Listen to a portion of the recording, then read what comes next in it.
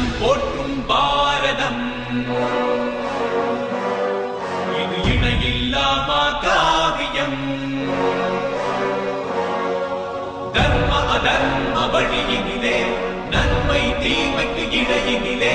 விளையும் போரினில் சத்தியம் வென்றிடுமா சக்தியையும் பக்தியையும் ஜென்மத்தின் முக்தியையும் அகிலம்